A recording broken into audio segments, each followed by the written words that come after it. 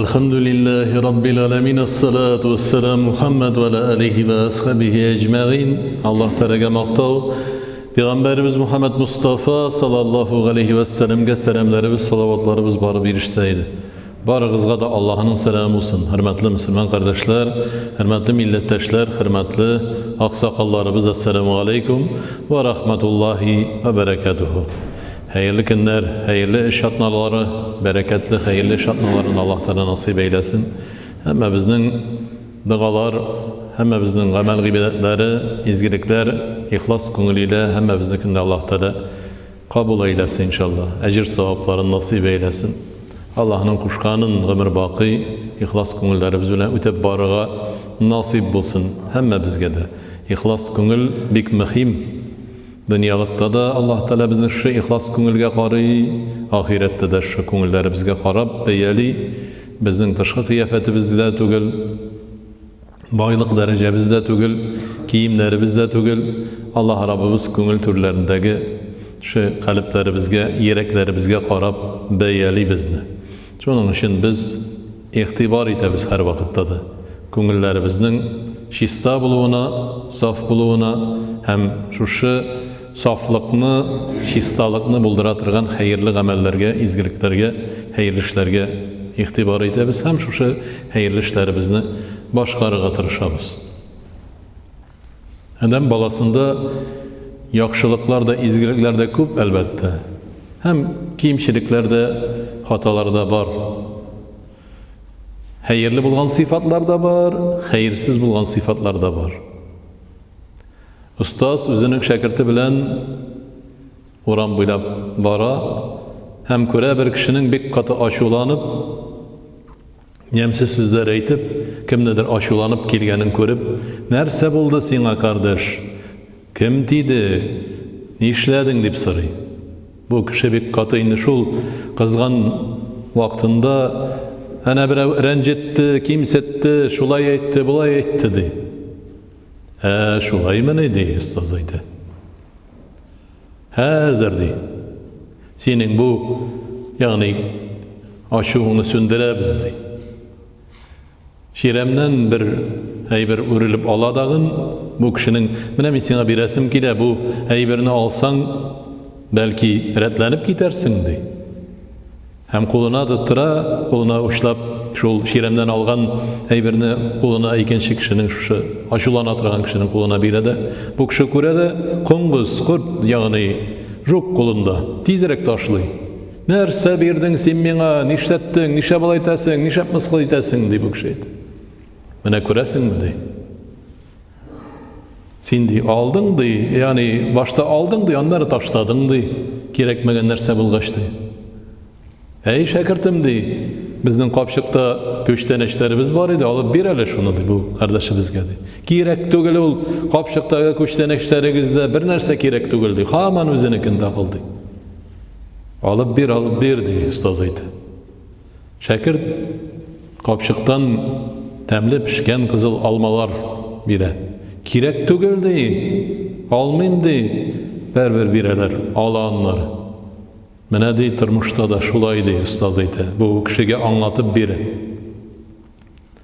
Kişi eğer de naşar sözünü üzerine kabul eteyken, yani üzerine kabul etip mene eyye min şun deyindi, min mun deyindi, yani o kişinin sözlerinin könülüne alayken, şulay bir mazalı başlayanın könülü dey. Sen konguzunu koluna almağın kebek bu sözlerine könülüne almayın dedi. Şunun için kişi bik diz öpkeli adam balası. Ezgine bir sözden de kızıp giderge mümkün. Kişine bir sözdegin kişini şunduk yani kızıp, aşılanıp ellen indi yemsiz sözler eğitirge mümkün birbirine. Luqman Hakim'nin şulay ona hikayesini isket şuru gerek. Luqman Hakim yanına bir kişi ile ya Luqman de, sen bütün sıravlarga cevap veresin, benim sıravıma da cevap vereli de. Bu sıravımını köp kişiye verip qaradım, ama köp kişi bu sıravga cevap vere almadı. Инде сорауыңа да беріп қарады. Лукман Хаким шәй ішіп отыра тұрған була. Менә минем шундый сорауым, акыллы кеше белән акылсыз кеше ничек аерыла ул ди. Хәзер ди, шәйемне эчеп бетерәм дә ди, бераз көтеп утыр ди. Шәйен эчеп бетерә дә, китабын кулына ала да, әйдә киттек ди, Лукман Хаким әйтә. Әйдә киттек ди, алып китә, тау янына да. Менә шу тау янында утырып, бер агач күләгәсенә үзе барып утыра да, мин сиңа ди сорауга җавапны бирәм, бер шарт белән ди, нинди шарт ди. Менә ташларны ал да ди, монда җыйда ди, тау башына менгереп куй әле шул вак ташларны ди баштады. Аннары шул эшеңне эшләгәннән соңында мин сиңа сорауңа җавап бирермен ди.